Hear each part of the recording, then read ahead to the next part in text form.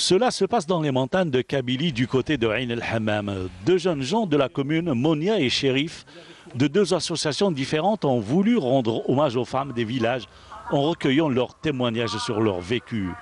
Ils ont choisi des femmes qui ont vécu deux périodes avant et après l'indépendance de l'Algérie. Elles se sont livrées à nos deux reporters d'un jour pour nous raconter un quotidien difficile.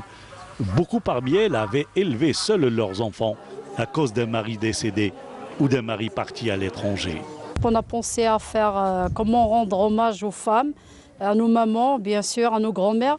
Donc le seul moyen qu'on a pu trouver, c'est de leur rendre hommage de cette manière, de leur faire un témoignage de leur vécu, de leurs histoires et de nous parler. Et de sorte, on est allé bien sûr sur le terrain, moi et mon ami Chérif. Automatiquement, la chose a changé parce que les femmes, à l'époque, elles ne peuvent pas aller à l'école, elles ne peuvent pas passer leur message. C'est juste le champ, aller au champ, cultiver, faire le ménage à la maison. Une émotion, je ne peux pas dire l'émotion. De l'émotion certainement, des femmes adultes depuis toujours. Très tôt avant l'adolescence, les femmes devenaient déjà adultes, surtout avec les mariages précoces. On marie les filles dès l'âge de 12 ans, à peine pubères. Les femmes rencontrées au village nous racontent.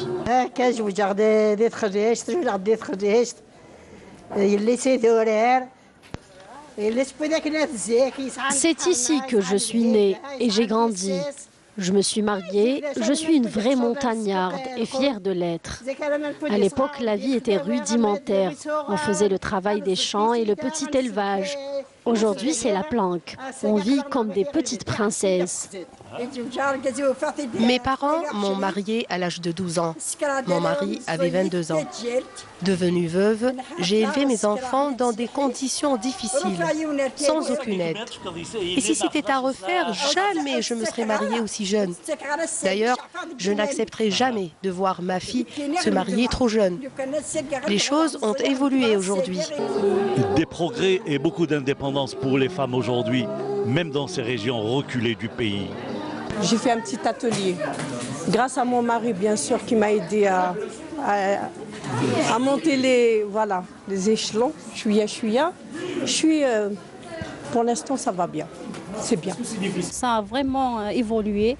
Être à la tête d'une association, c'est un changement radical. Aujourd'hui, la femme quand même a su prendre une grande place dans la société. On ne ressent pas vraiment la différence entre une femme qui vit à la ville ou une femme du village. Un vent de liberté et de progrès a réellement soufflé sur les monts de Kabylie. Un vent favorable à la femme, et c'est tant mieux.